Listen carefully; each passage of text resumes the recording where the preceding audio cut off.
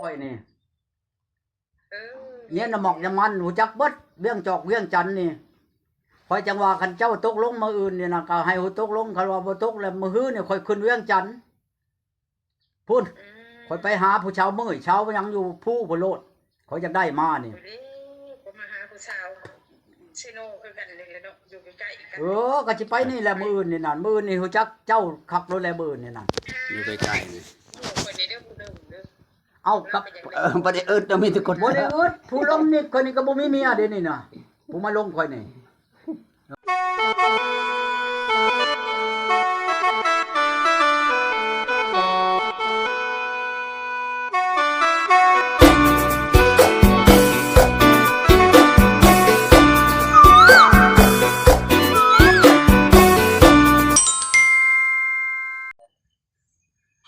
กับสบายดีหรือว่าสวัสดี FC พังไทยพังลาวหรือว่าต่างประเทศก็ยินดีเข้าสู่2บ่าวนำพามวลอีกแล้วพี่น้องมื้อนี้ก็จะไปหาตู้ก่อนคือเก่าคือเดิมพี่น้องเพราะว่า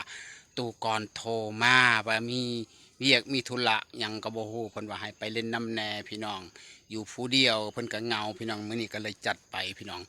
ไปฮอดบังเอิญมีผู้สาวสวรรณเขตโทรหาตู้ก่อนพอดีเลยพี่น้องโอ้ยก็เลยว่าอัดคลิปเลยพี่น้องโอ้ยสุดยอดตัวก่อนพี่น้องอยู่เฮือนก็มีผู้สาวโทรมาในตำชุดมือหนึ่งบ่เกิน10 สาวสายพี่น้องโอ้ยสุดยอดอีหลีพี่น้องตัวก่อนนี่ไปพี่น้องบ่ต้องศึกษาชีเวลาเราต้องไปเบิ่งไปชมหรือไปฟังนำกันตัวก่อนกับผู้สาวสวรรณเขตเขาจะคุยกันจังไรหรือว่าตกลงกันจังใดพี่น้องไปเลยเห็นสายโทรมาซั่นเนาะค่อยโทรไปค่อยเห็นนั่นเบอร์อันนี้เจ้าเข้ามาอยู่ในนี่แหละมันไผเด้อยู่บ้านใดเด้ญาหลานญาน้องผู้นี้ว่าชนะค่อยรถโทรเบิ่งอยู่ชัยเนาะนี่เนาะอยู่สวัสดีเด้ออ้ายโอ้อยู่ใกล้ๆกันแหน่ฉันก็เดียวว่าอยู่เด้ออยู่ไกลเออยู่อใกล้ๆกันอยู่บ่ใกล้ๆนี่เมืองชะโนนี่เออคนนี้ก็ไปอยู่เห็นเจ้าคนนี้บ่ม่วน นั่นแหละค่อยเห็นนี่เจ้าแหละค่อยโทรเบิ่งว่าโอ้ยอยู่ชัยเด้อคนผู้นี้น่ะไปเลยบ่เป็นหยังหักแท้เรื่องเคยกันอันชัวฉันว่าชีละบ่คันลูกผัวอยู่ใกล้ก็โอ้ยคนลือคนเคยกันว่าชีละบ่เด้อคนบ่ได้มีผัวเด้ อย่าปิดกันนะ ลูกสองคนถือว่าในนั้นเอาแล้วเจ้าอยู่บ่อยู่อันคุ้มใดอยู่สวรรค์นี่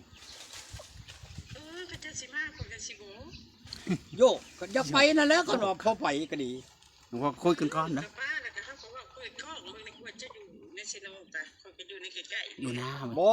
แต่คอยนำบ่แม่นเชนูแท้แล้วอยู่บ้านนอกพี่ใดอยู่บ้านพี่ใดใส่กระยาอยู่ใส่กระตาแต่เมืองเชโนเห็นบ่นี่ค่อยเปิดให้เจ้าเบิ่งแล้วนี่เห็นโอ้ยนี่ล่ะเห็นมาแล้วค่อยน่ะมีนามีเฮือนมีนามีเฮือนมีชานค่อยน่ะเล่าเข้าหลังเฮือนนี่คอกงัวค่อยนี่เห็นบ่นี่งัวค่อยก็มีนี่เฮือนค่อยก็ส่งดีเทมาโปะเจ้านี่วะโอ้ค่อยนั่นมันบ่มีเมียเจ้าก็เฮ็ดเบิ่งนี่อยู่แล้ววะค่อยนั่นค่อยเอาวางกี้นี่ก็คนก็อายุเจ้าหลายๆปานใดเนาะอายุเจ้าเท่าใดอายุค่อย40ปลายปีแล้วเอาเมียค่อยเอาวางกี้นี่เมื่อวางกี้นี่53เมียจะแม่น53ปีแล้วก็เมื่อแล้วเด้เมื่อแล้วก็เลิกกันแหละค่อยว่ามื้อวันพุธนี่ค่อยว่าคืนเวียงจันทน์มีคนมาเอาข่อยว่าสิไปเวียงจันทน์ล่ะไปหาบ่แม่นว่าไปหาหยังดอกไปอันนั้นลงกระทาใช้เขาในเฮือนเขาว่าแปลว่าเฮือนเขาน่ะมันบ่อยู่ดีมีแห้งนะเฮือนฮ้อนว่าฉะนั้นแล้วเขาเอาข่อยขึ้นไปสิเป็นหยังข่อยก็บ่ได้มีผัวย่านว่าเจ้ามีลูกมีผัวแล้วย่านลูกผัวหายนั่นขอโทษขออภัยเด้อคนก็อยู่ผู้เดียวจะสิเอาข่อยได้อยู่บ่ซ้ํนี้จะสิมาหาข่อยได้ชูเว้าถึงปานนั้นนะเดี๋ยวนี้คันว่าเจ้าเว้าถึงปานนั้นข่อยสิบ่ไปได้เวียงจันทน์ใดข่อยสิลงหาเจ้านี่เอ้าก็มาลงไปเบิ่งหน้าเบิ่งตาเบิ่งคนปกติว่าถูกว่ายากนี่แหละเฮือนเป็นอย่างนี้ว่าไปตัดครับข่อยนั่นเอามาอยู่พี่ใดอยู่น้ำข่อยพี่ใดข่อยบ่ได้ไปชู้เจ้าใดโอ้ยแม่นความละอายคันว่าเลยนะคันเอาไปมันก็ไปสิเป็นจะมาเบิ่งเฮือนชาน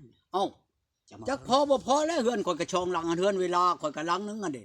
เฮือนชุงข่อยก็หลังนึง เพื่อนใหม่ บ่แม่นว่าข่อยอันนั้นดอก เขาเว้ากันไปก่อนเนาะอ้ายเว้นเบิ่งเจ้าอยู่ข่อยคิดเบิ่งก่อนเด้อเว้นแล้วก็เว้าเดี๋ยวนี้กูก็ยัง อันนี้แหละข่อยเว้าน้ำไผก็คิดเบิ่งซะก่อนนี่ชาวชั้นอยู่บ้านนั่นที่บุญเฮืองนี่ก็คิดเบิ่งซะก่อนเด้อข่อยนำบ่อยากให้คิด หลาย บ่อยากให้อ่านคันว่าตกลงแล้วโอ้เจ้ามาขอข่อยเด้อว่าซั่นเรื่องชิ้นช็อตขดองนี่ก็เว้ากันเท่าน้อยหลายก็เว้ากันซะก่อนอันนี้รถเมื่อเว้าน้ำไผก็คิดเบิ่งซะก่อนคิดเบิ่งซะก่อนแล้วค่อยค่านำว่าแค่ความคิดนี่แหละค่อยน่ะมันท่าบ่ได้เดี๋ยวนี้ก็มันลงในเดือน5 5 6เลยใกล้สิเฮ็ดให้ชนะแหละยังสิไปท่าฮอดมื้อฮอดยามพังคนเด้อพี่นาจะก่อนพี่ จะตายบ่ได้จะก่อนว่าคนจะตายว่าใหญ่ ข่อยมีอยู่อันผู้สำรองข่อยนี่สิไปนำมื้ออื่นนี่ ผู้ลงนิดจะข่อยน่ะจะได้อยู่นี่จะได้เมียน่ะไปน้ำเดียวละมื้อนี่นั่น ไปหาก่อน ไปโลดไปหาเสี่ยวเจ้า ไปเอาไปอยู่เย็นไง แอนอยากได้อ่า อีเด้ไปหัวอันนี้เชี่ยวกันนอนในปีทีดิ เบิ่งรู้เสียจากเพิ่นน่ะสำคัญบ่ ลูกมาเบิ่งดูเสี่ยวนั่นอยากเห็นหน้าเห็นหนวดนี่ เป็นว่าอย่างเงี้ย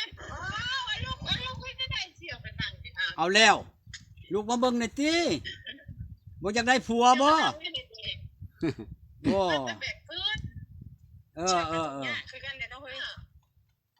ถ้ามาให้เน่ก็บอกแล้วสิ ไปมื้อนี่เบิ่งเอารถ มื้อ มื้อ นี่ นี่นะ ซื้อ ข่อย ชิ้น นั่น ซื้อหยังมากิน ข่อยนั่นบ่ลีกเจ้าข่อยนั่น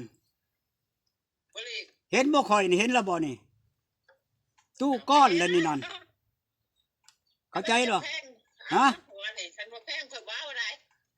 ก็บ่แพงคอยเพิ่นว่า แพงคนละเคยเอาไม้ควบแล้ว เอาเว้าเนี่ยบ่ครับ เราเอาเราว่าของชา บ่แพงเมียสิไปแพงไผเอาเป็นเมียแล้วสิไปแพงไทบ้านมันสิแพงเป็นบ่กับแพงเมียตัวเองแล้ววะ เอาอันนั้นแล้วค่อยว่าครัวทางหัวทางแล้วในมื้ออื่นสิไปเฮ็ดกินให้ซื้อของกินมาเอาหมูมา ไปไปกินข้าวอยู่เฮือนเจ้าได้มื้ออื่นเด้อ มากินข้าวเที่ยงอยู่พี่ข้าวสวยน่ะ ข้าวช่วยน่ะสิกินอยู่เฮือนเจ้ามื้อนี่น่ะข้าวเช้าน่ะสิกินอยู่พี่แต่ชะก่อนน้อยยังสิไป ก็แป้งแล้วบัดนี้ บ่ทาก็ได้นะเด้อ จะให้หน้างาม บ่ทากระแป้งกระยามันอยู่ที่ใจนะ มันจังบ่ติดใจปานใดน่ะนะ ผู้ใดมักข่อยแล้วให้ซื้อแป้งมาให้เน่ล่ะว่า ก็เว้า จิมาว่าโอ๊ยเจ้าหน้าเจ้าขี้ดำแต่ดำแล้วก็บ่มีเงินซื้อ บ่เกี่ยวหน้าดำบ่เกี่ยวมันอยู่ที่ใจ เรื่องหน้าดำบ่ยังดำนั่นแข้งขาดำน่ะอย่าดอกคะแนนจิตใจขาว จิตใจจะดำเนาะ ใจ ข่อยจะขาวขนาด คนขาว คะแนนใจบ่ดำเนาะใหญ่ นั่นแหละโอ้อันผู้อันค่อยเว้านั่นน่ะชื่อตูนบ่ ชื่อตูน นั่นชื่อลีกับนางลำพอนชื่อคนดีนะ นางลำพรชื่อตูนคันไปถามน่ะใช้เฮือนชื่อตูน มันอยากถามไปจังโทรศัพท์เขาก็มีก็โทรไปแล้วแหละ บ่ได้ถามดอก โทรศัพท์เขา คันเลยน้องพังมาน่ะบ่ได้ถามมาโหดบ้านแต่ข่อยโลด เข้าใจแล้วคอยชิมไว้แวในบ่อนปดตำรวจหั่น โทรไปแล้วแหละเขาก็เอามารับแหละ แม่แล้วเจ้าก็โทรมาหาข่อยแล้วก็โทรโลดบ่ต้องถามดอกตำรวจตำเดียดมันอยู่ใกล้ๆนั่นแหละเจ้ายืนโทรอยู่หั่นหรือว่าเจ้าจะขี่เข้ามาโลด เขาขี่เข้ามารถขี่เข้าไปรถ เห็นกระแพงสีขินเอาเลย บ่ได้ไกลกันบ่กับปดตำรวจนะเฮือนเจ้านะ กะบ่ไกลกะประมาณ2ลักเนาะเฮ้ยเนาะ เข้าใจแล้วคอยฮู้จักแล้ว 2 หลัก ฮู้จักแล้ว เข้าใจเลยดิบัดนี้ เข้าใจแล้วนี่เด้อบ่แม่นว่าตั้งว่าอยากไปพะโลพะงานเจ้าจังชันชีได้คอยไปเห็นเฮือนเจ้าแล้วและเจ้าว่าอยากได้ข้าวได้น้ำเมื่อกินแล้วมาแล้วคอยชี้ให้อยู่พี่น่ะนะแล้วเมื่อกินได้บ่สิมาบ่ ไปบ่มีรถเนาะเฮ้ย รถคอยนี่แหละ รถมีทางนี้ ขี่รถคอยนี่แหละไปมานั่นคอยมีรถอยู่ คันมักฮักอันรถกระบะให้ แล้วมาแต่น่ะ บัดกุดแข็ง บ้านคุกเขแล้วว่า แล้วก็แค่ไกลซิโนเนี่ยนะบ่ได้ไกลจาก มั ซิ น โน ใกล้ๆกับเชโนนี่นะคันว่าตกลงมัน ให้เจ้ามาซะก่อน ไปเปิดไปก่อนไปเบิ่งเฮือนชานก่อนเนาะ มาเลยได้ข่อยไปนำเลยข่อยได้สิได้กลับมา เอาว้าวกะชี้เข้าเลยกะจักมือแล้วบ่แม่นเข้าค่อยมีในเฮือนใด นี่แน่นอนเลยค่ะถุงยางเนาะอยู่เฮือนให้กับเจ้าอยู่เผาเฮือนให้ อันนั้นแหละจังว่าเผาเฮือนกับเผาแล้วเช่นไหนฉันคันว่าอยากได้เข้าแล้วก็เอาเขาคันว่าบ่อยากได้เข้าแล้วก็มาแล้วก็เมื่อโลดก็แล้วแต่ บ่ง่ายแต่เนาะ แล้วอย่าว่าในนั้นได้ค่อยให้ได้ค่อยแห้งถูก แน่คันว่าอยากได้เข้าผัดมาผัดบ่ทันได้เข้าได้น้ำผัดว่าเมื่อจะก่อนมันก็บ่ได้แล้วเว้าเนาะเอาบ่เข้ากินบ่ บ่อยู่เฮาสิเมื่อแล้วเป็นไง ฮะ เฮาสิเมื่อเฮามีเวียก ถูกอะไรใดว่าจริงๆแต่บ่ได้มีหยัง มื้ออื่นแล้วคันว่าสิไปก็ไปมา เอา เนาะ เนาะ ทางเว้า หน้าก็ยังซื้อกินแต่กี้ค่อยมีอยู่เป็นคนมีแต่ผัวค่อยตายแล้วค่อยถูก คอยบ่ได้หาว่าคนมีได้คอยอยากได้คนนั้นปัดดินนอนอยู่พุ่นได้ดินี่น่ะคอยอยากได้มาอยู่น้ำข่อยคอยบ่ได้ว่าคนห่างคนมีแล้วเขาบ่จักมาอยู่ เพราะว่าคอยจะหาคนมาอยู่น้ำข่อยแล้วคอยอยากได้คนบ่มีหยังเฮือนก็บ่มีนาก็บ่มีพี่ชังก็บ่มีผมมาอยู่น้ำข่อยแล้วมันสบาย ตัวค่อยพังนะกว่า อยากได้คนทุกข์ คอยกุ้มคอยกลางแหละเขาก็สิบ่จักเมื่อติบัดนี้ แต่ค่อยนี่ก็อยากได้คน บ่ ทุ ได้ กข์ ใช้ ค่อย ได้ เนี่ย ฉอยล่ะ แต่ค่อยยังอยากได้คนทุกข์พ่อใหญ่คนมี คั เขา น ว่า คนมีแล้วเขามาแล้วเขาบ่อยากอยู่เขามีอยู่เด้คอยอยากได้คนบ่มีหยังนั่น เฮามีเลย คอย พี่น้อง กุ้มกลางเบิดเงินคอยก็มี มียังคนเผาเพื่อนเขาเจ้า โอ้ยมาโลดนี่บ่ได้เผาใช้กันว่าเฮือนข่อยก็เป็นเฮือนเจ้าโลดอันนี้บ่แม่นว่าเผาเฮือนผู้อื่นไดเฮือนข่อยคือเฮือนเจ้าโลด ค่อยสร้างไว้เรียบร้อยแล้ว เออ เอาเงินมาให้ใช้นี่น้อง2-3 แสนก็ยังดีเนาะมันบ่มี เฮ้ บ่แล้วอันเรื่องเงินนี่กันมาเบิ่งข่อยซะก่อนข่อยเมื่อชงข่อยจังสิให้รอเงินนั่นไปฮอดแล้วเอาเงินให้เจ้าโลด จะมามื้ออื่นก็ยืนแน่น้องเอ้ยเว้า ได้อยู่ดอกชำเยืองอันเนี่ยชำเยืองอยู่ดอก สิบ่มาบ่มื้ออื่นไปฮอดแล้วก็สิบ่มาบ่เอาเข้านั่น มานะข่อยสิไปให้ไปอะหยังเนาะบ่จะบัดกลับมาเด้แต่ตอนแรกเด้ไผสิมาส่ง ข่อยสิไปชงเจ้าฮอดเฮือนอีก โอ้ยอันนี้เฮ้ยดีแล้วจะดีแล้วข่อยอยากไปส่งคนได้กับหมู่ข่อย เอ้ารถข่อย รถกระบะ รถข่อยได้แต่ผู้เดียวไร รถผู้เดียว โอ้ยสุนเจ้าก็สิมาเก็บคนถูกคนยากเฮก็ดีใจเด้คือจุกแต่ว่าแต่ข่อยเว้า บ่ นั่นล่ะว่า มาแล้วก็ จะมาเลยปรับลูกกับปั้นนั่นดอกข่อยสิว่าอะไรย่าอันนี้บ่เคยเป็นจักเทื่อแล้วกูไปนำเขาสิว่าล่ะ แม่ ตื่นมาเช้ามาแล้วข่อยก็ชี้ข้าวชี้น้ำเลยก็พากันเมื่อหรือว่าเจ้าสิตกลงว่า นั่นล่ะเอาเข้าให้ลูก ได้บ่มาอยู่นำข่อย แต่แม่แล้วข่อยก็ขอเพิ่นแล้วจังไปแล้วข่อยกับเจ้าเข้าใจกันดีๆซะก่อนนี่เฮายังเห็นกันมาหากันก่อน ข่อยสิไปมื้ออื่นนี่ล่ะไปตกลงมื้ออื่นนี่ล่ะ บ่ อืม คือบ่มามื้อแรงนี่เลย โอ้มันบ่ได้แล้ว มัน คำบ่ได้ ข่อยมีผู้อยู่เฮือนข่อย แล้วบ่มีคนอยู่ ข่อยบ่มีไผ แม่นอ้าย ต้องมาตอนเช้าตอนเพลนก็มาตอนบ่าย คันได้ลงเฮือนไปแล้วข่อยเชียร์มื้อหนึง2แสน2แสน จ้างคนมาอยู่ เบิ่งเฮือนข่อยนี่ข่อยว่าชื่อในรถแหละ เงินได้ข่อยบ่ได้อายได้ข่อยขอเงินได้จัก4-5 แสนบ่ได้ซื้อกินมาโลบ่ได้ตัวอีก บ่ถือกันก็ให้นั่น มาเบิ่งกันจะก่อนแล้วว่าไปฮอดแล้วสิเอาเงินให้เจ้าโลดก็บ่กับพันว่าแล้วก็ฮู้จักมักกี่กันเจ้า แล้วทุกคนบ่ได้มีข่อยอาศัยเจ้าข่อยสิวางแต่เงินเนาะก็มักคักกันแล้วก็เจ้ามีบ่ดูบ่กิน คันว่าเจ้าตกลงในนั้นนั่น